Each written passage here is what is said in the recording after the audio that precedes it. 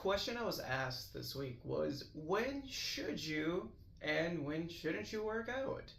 And it's a great question to ask because the context to it is there's moments and days where I mentally may not feel the best because of life stress, work stress, personal things going on, like whatever may be going on.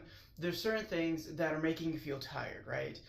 And so at the end of the day, if that's when you're planning to do your workout, the struggle becomes, hey, I know this is good for me. However, I just don't have it in me today to go to do the gym and work out and do the things I need to do.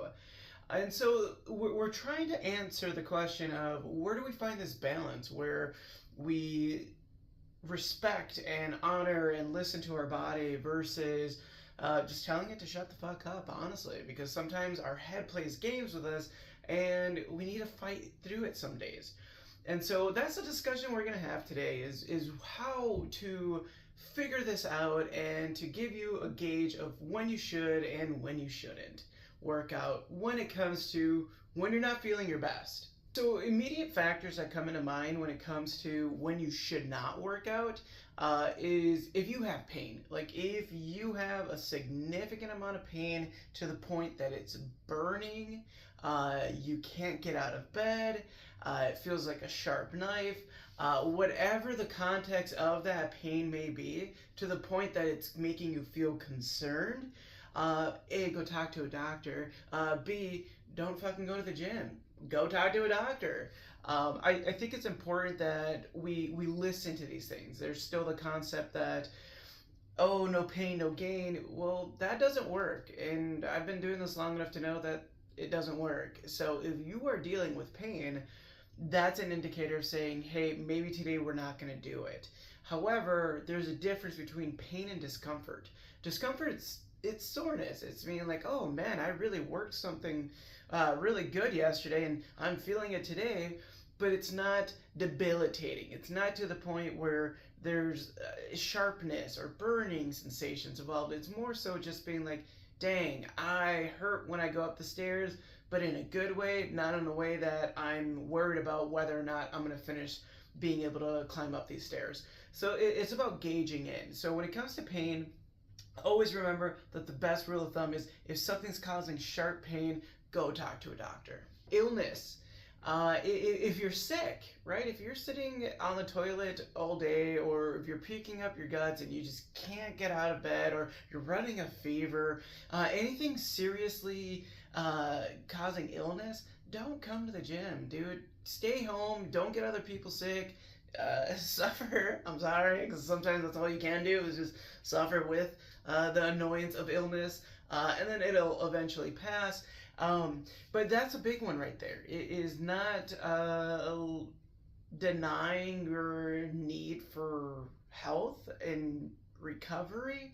So when you're feeling sick, like actually sick, if you have a headache, if you're feeling tired, if you're a little fatigued, if you know anything that's subtle and light that you would usually kind of look at and be like, it's okay, it's just kind of annoying, then you can go to the gym. I feel like at times I've seen members come in where, hey, I have a headache, hey, I am not feeling the best, we work out, and then usually they feel better afterwards. It's rare that they don't.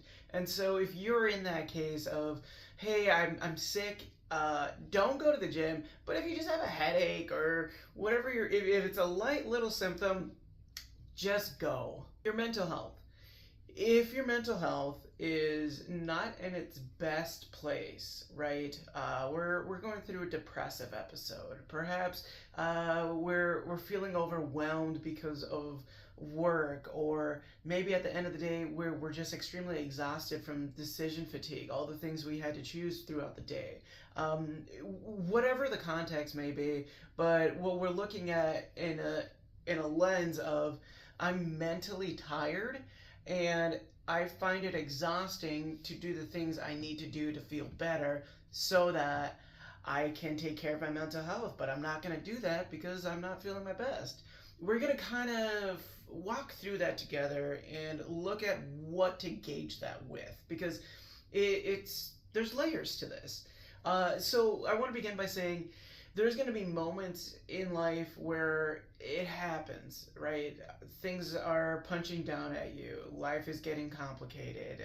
Stress is getting higher, and we fall out of routine, right? We kind of go back to old behaviors out of survival so that we can self-preserve. And I think that there's a time and a place for those things.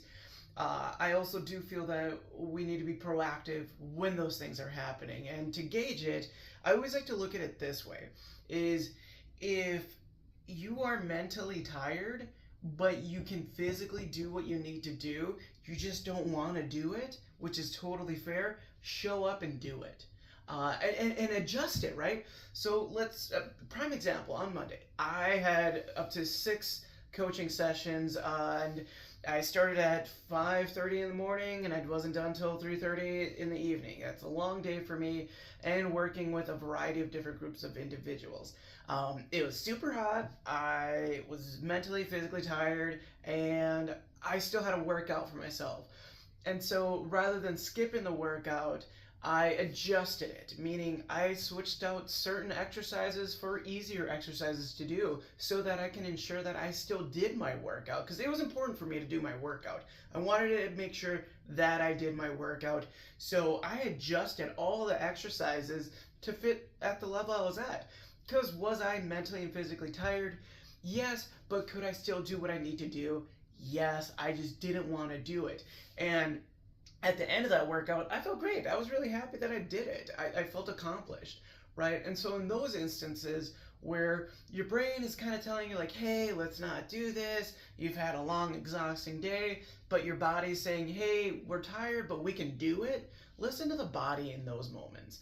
Because on the opposite side, where you're not feeling your mentally best, and you're like, I've barely survived the day, I have to do what I need to do, because I have to show up for work or for family, for whatever it may be, but you are just at a standpoint of being to the limit of exhaustion, physically and mentally, where you're like, dude, it hurts to just be awake right now because I'm so tired, or I am so beat from life right now.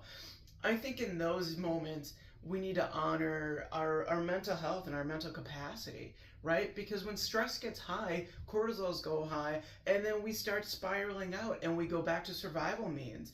And it's not always the best behavior. We start skipping workouts, we start not eating the best foods, substances, if we drink or whatever, starts going up, we start isolating, all these effects start happening, right?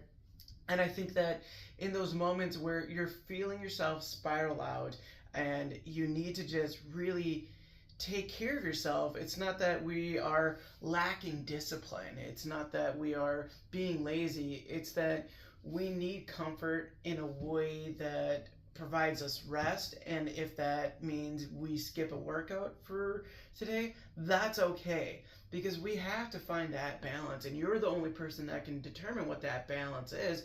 But you just got to use a scale of, hey, I'm at the point where I'm at my limit and there's nothing left in my capacity, to the other side of that spectrum of, I'm tired, I don't want to do this, but I know I can do this. If you're in that moment of can, follow through. If you're in the moment where you're saying to yourself, this is really hard to just get through the day, and you're at your edge, honor your body. Dude, stay home, take care of yourself. I think that's important. And don't judge yourself, right? I give myself a 3-day leniency, where no more than after 3 days of me not being active, I have to be active. If I'm going through some mental health things, if I'm going through physical health, within its control, right? With physical health, if you're ill or if you're dealing with sickness, those things can get prolonged. But if it's something mild and that's just passing through, I highly encourage you to do what you need to do. Allow yourself whatever your rule will be, let's say, minus 3 days. After 3 days, regardless of what I'm going through, I need to take care of myself. And that means to get out and be physical, because fitness is not a thing for aesthetics for me to look a certain way in vanity. It's because it makes me physically and mentally better. It makes me feel good and I enjoy it. And so I give myself that 3-day rule given the context of what's happening, if it's controllable in that sense. And so when you're at a moment in your time of life and you're trying to think about whether or not you should or shouldn't work out, or you need to find a gauge to help you with understanding it, the 3 things to look at is, number 1, if you're dealing with sharp pain to the point that it feels stabby or burny, go talk to a doctor.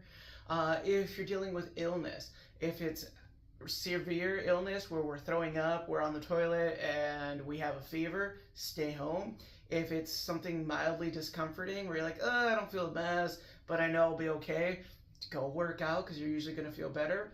And lastly, when it comes to your mental health and your capacity, if you're at your edge and there's not much more to give to the point that you just need to be at home and just comfort yourself, absolutely do so.